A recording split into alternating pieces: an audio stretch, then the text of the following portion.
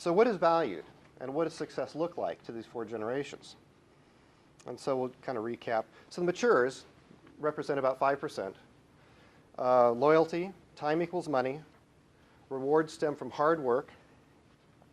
And they build a work ethic around productivity, knowing one's place, punctuality, right? Okay, how does this differ from the boomers? Well, boomers were the workaholic generation, or are the workaholic generation. But they see work a little different. They see work as being seen as working hard, right?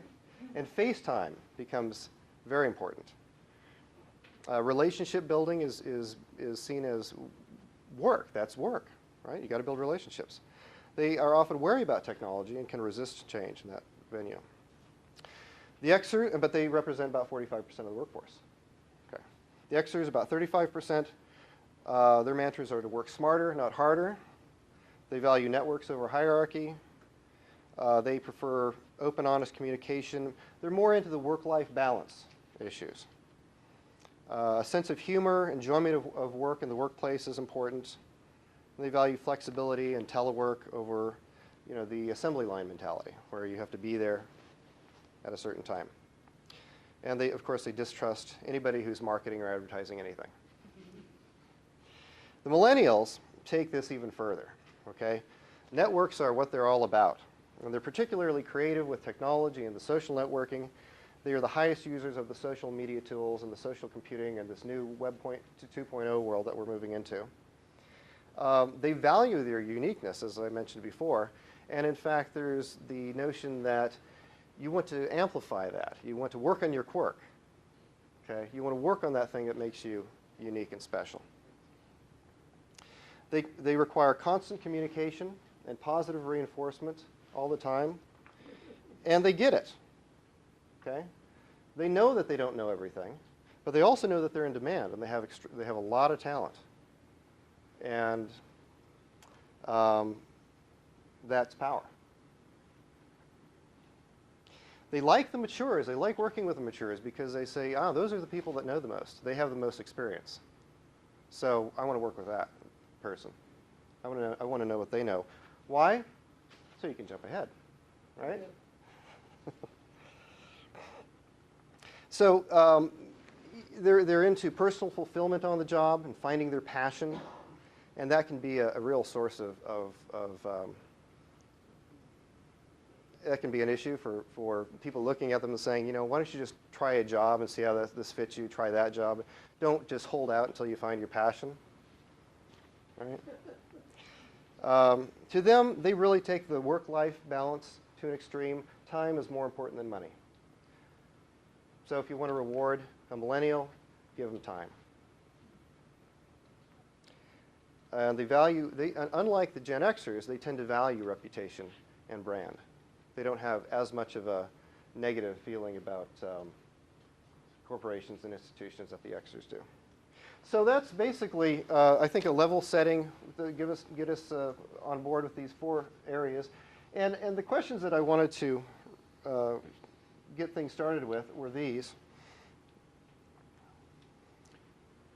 What are the costs of generational conflict?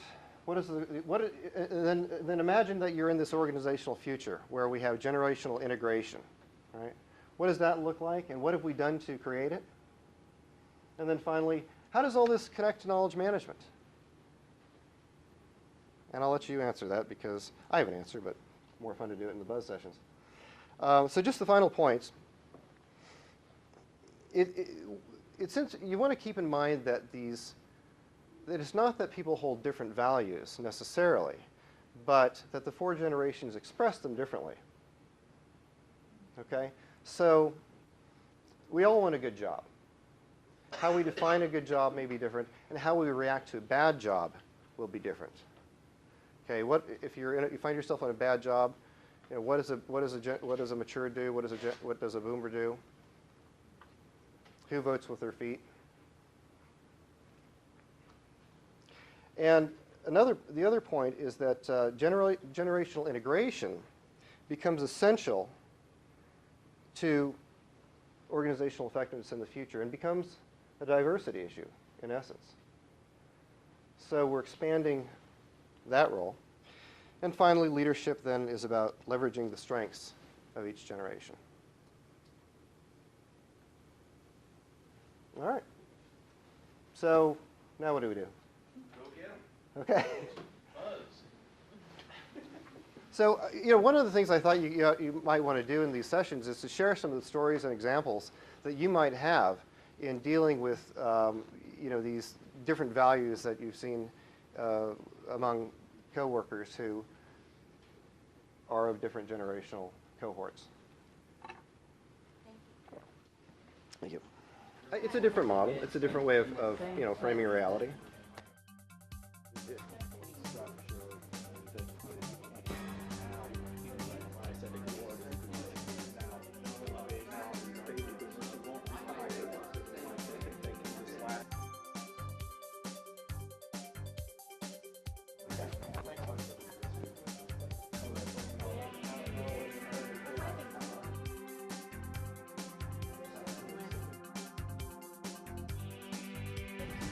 Set of values or behaviors or whatever it So you is. could see that the 4 generations represent archetypes then, each one could be a level of that generation.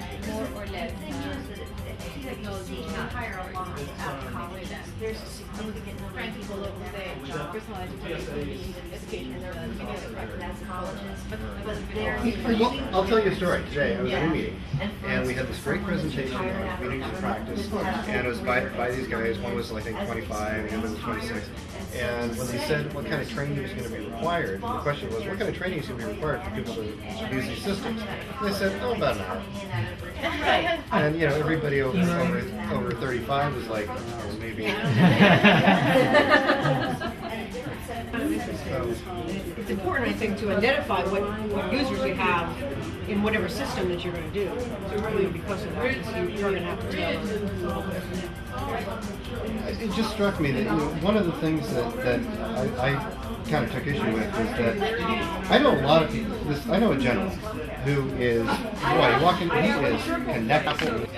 1, 2, 3, 4. 1, 2, 3, 4. 1. When you get to your table, introduce yourself. This will be the last round.